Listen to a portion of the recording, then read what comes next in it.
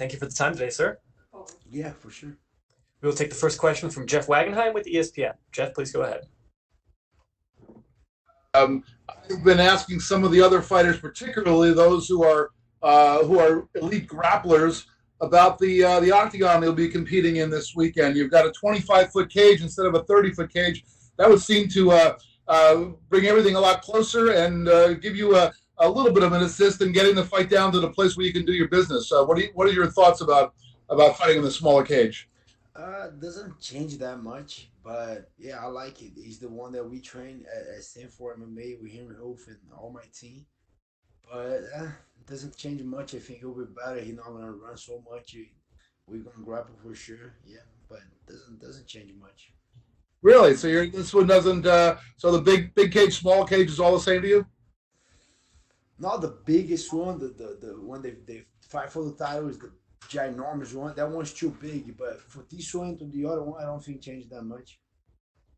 All right. So you competed in the smaller ones as well before and just having the close. Some of the fighters have just said that there's a lot more action and more engagement in the smaller octagon. There's less, not so much chasing around or running, but just people, not as much movement. And obviously, once you get your hands on somebody, that works to your advantage, right? Yeah, a little bit. I think it worked a little bit on my advantage. I like to grapple. That's where I feel most comfortable. But it is what it is. A fight is a fight. We're gonna fight. When I see that on Saturday, might help a little bit, might not. I'm not putting a lot of energy on that. Sounds great. Thanks very much. Yeah, you're welcome. And we will take the next question from Jim Barcelona with the Miami Herald. Jim, please go ahead. Gilbert, what does this fight mean to you? Having UFC back in Las Vegas and also, main eventing this big card as well. How do you just put it all in perspective? Yeah, it means a lot. It's a huge opportunity to face a former champ right after his first loss. Like just lost the belt, and I'm here. I'm just putting in the work. I'm getting after calling everyone out. UFC give me the shot. I'm just happy with this opportunity, and I'm gonna give everything I have to earn that spot to beat Tyron Woodley on Saturday. And I'm just super excited, happy with the opportunity, but focus on what I have to do.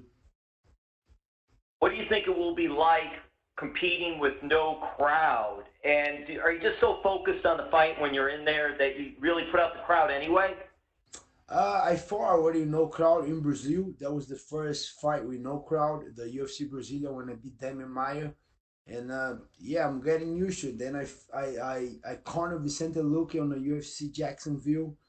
I'm kind of okay now. We not for sure we missed the crowd, but I've been there before. And what has it been like training? Have you been training different? Were you training with Hard Knocks 365? Which, by the way, in South Florida, it's one of the training facilities that, unless you're there, maybe a lot of people don't know about it, but there's so many great fighters that train there in such a great fighting camp. What has it been like this time training during the COVID-19?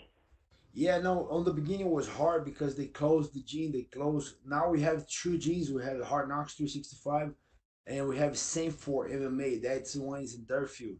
It's our new location. The team now called Sanford MMA. So, but the police went down and they closed Hard Knocks, but we kept training at Sanford MMA, and I have my garage gym at home, and I was as soon as the only time that I'm not training is a week after the fight. So I fight, I have that 1 week that's mandatory for my coach to not train. But after that, I'm back in training. I was at the garage training. I was working with my conditioning coach at IAGP, the Institute of Human Performance in Boca Raton. I was in shape. I was training. As soon as I got the call, I think I have between 4 and 5 weeks to prepare to Tyron Woodley, and we just dig deep and train hard. And all my training was all with my main training partners at Sanford, my coach Henry Hoof, Greg Jones, Kami Barzini, they all here. And for sure I did my jiu-jitsu with Wagner Rocha, Cyborg, and I'm feel ready for this fight. And lastly, how are family and friends back in Brazil? Yeah, family's good, thank God. My parents are good. Vicente Luque is just here, just bought a whole lot of vitamins. In Brazil, it's very expensive. So I got vitamin C, D3, B12, like everything to my parents. Make sure they taken care of. They good. It's a tough time because we had all planned out. I'm going to Brazil. I'm gonna fight. I'm gonna stay there. We're gonna work on taking my parents' visa to come here. But as soon as I got in the UFC Brasilia, the whole lockdown, they closed the consulate. So my parents supposed to be coming here to the US now, but now we gotta wait a little bit. But thank God they healthy, they good, they safe. All the best. Thank you. Thank you. And we will take the next question from Cassandra Cusino with Las Vegas Sports Biz. Cassandra, please go ahead. Hi there. Just wanted a quick question about fighting in the Apex. Your brother actually earned his UFC contract there at the Apex. How excited are you to come back and earn a victory this time for the family to go 2-0 there?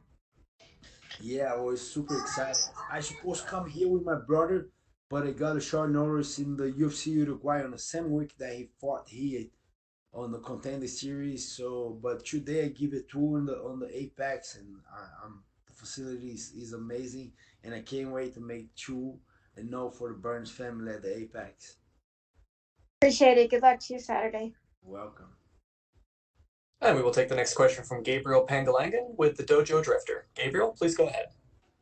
Gilbert, como voce está? How are you doing? I'm good, bro. How you doing? I'm doing good, man. So this training camp, you mentioned that you've talked to some of Woodley's previous opponents, notably Kamaru Usman. What did he tell you exactly that you think you can use this weekend? A lot of things. He said like he made him very uncomfortable since the beginning. He felt he was strong on the early rounds, but then wasn't that strong to the later rounds. A little bit aggressive, but he said I have good eyes. We train a lot, and he said I can see a lot of things coming. He's not gonna be that quick that you like. Sometimes the guy hits you so quick that you're like, oh, like man, he just hit me like. But he said no, you can see. You just build the good eyes, keep feinting, moving. He gave me a lot of good insights on Tyron Woodley. That's awesome. And Woodley has said that he intends to take you into deep water. What's your thoughts on that? Do you think you'll get to do that? And how has your training been for a 5-rounder? I love it. I love it, and I can't wait to be on the deep waters. I can't wait. I trained my whole life for that since the jiu-jitsu here with MMA, UFC, and I can't wait. Let's go. Let's go. Let's see who's gonna draw first. All right. And also, this is your first camp. Oh, wait. You're not feeling, you seem really relaxed. Do you think there's less pressure on you, despite this being the bigger fight of your career? Do you think there's more pressure on Woodley? He's always pressure. I'm not gonna lie. I'm nervous, a little nervous that I'm gonna do. That I'm gonna fight. I'm not. Oh, I'm doing the main event. I'm not. I'm not biting to that. But you're always nervous. But it's all about control. You know, everyone get nervous. Why should I think? Oh, I'm nervous. No, everyone's nervous.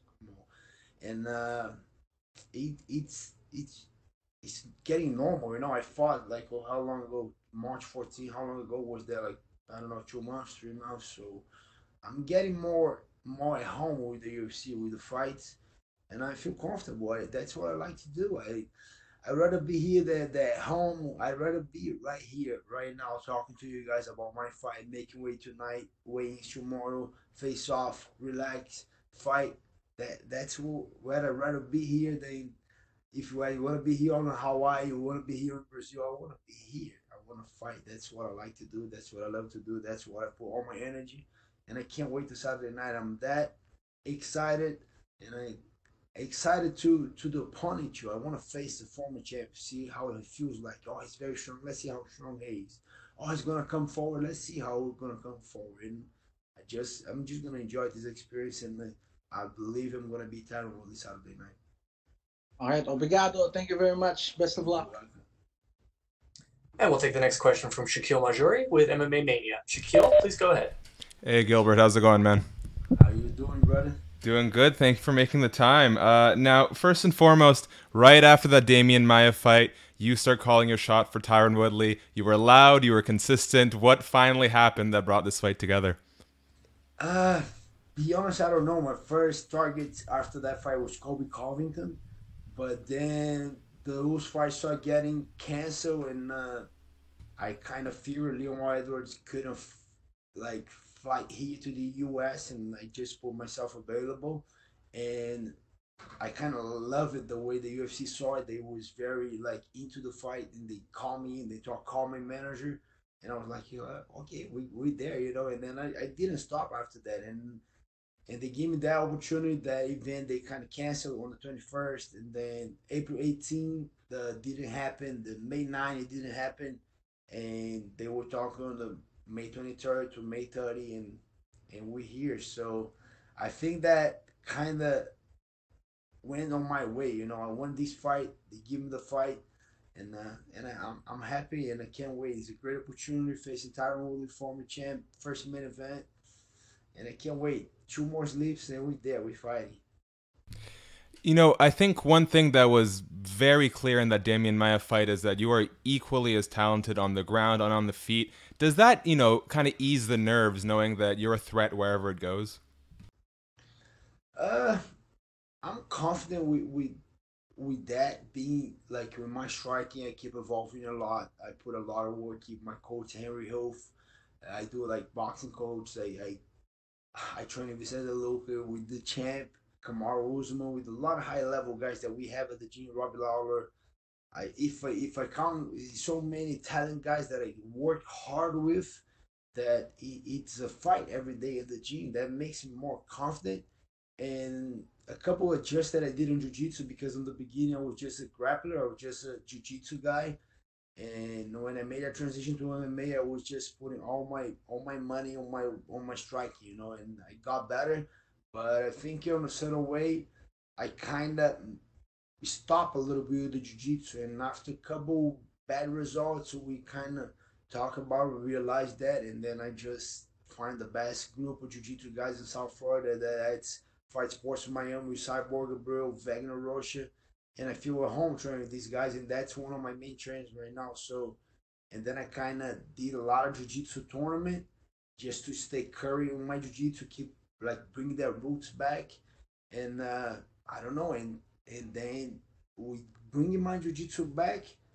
I don't know, something just click on my strike and just start flowing better, and I don't. I think that's what happened. Then I can mix it up better. I can take it down. I can do my jiu-jitsu on the highest level. I know these guys.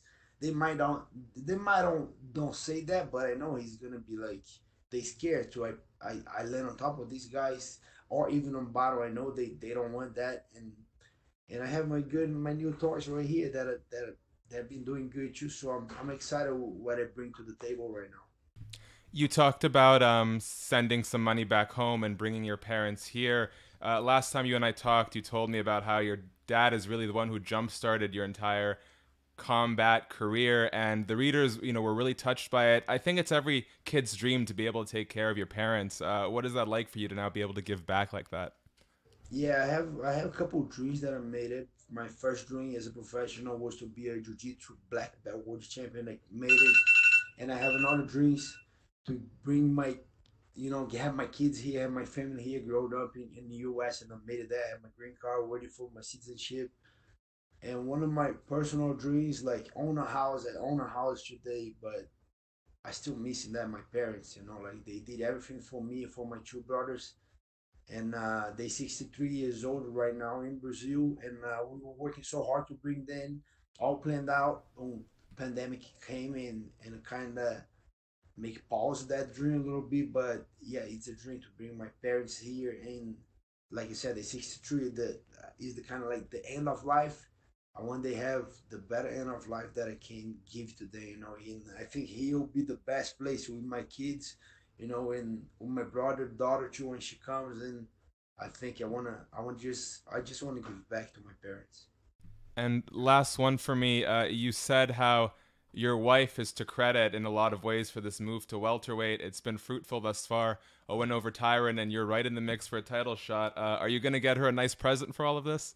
Yeah, for sure. For sure, she deserves it. She's the number one right now. She says she's my head coach because she made me do that decision. But yeah, I couldn't be here if it was without her. Like all that moving to US, and she taking care of my kids. She taking care of my diet, of my training. I don't know, like don't ask me, oh, how much was the house? I don't even know how much you pay. I don't know. She takes care of everything for me.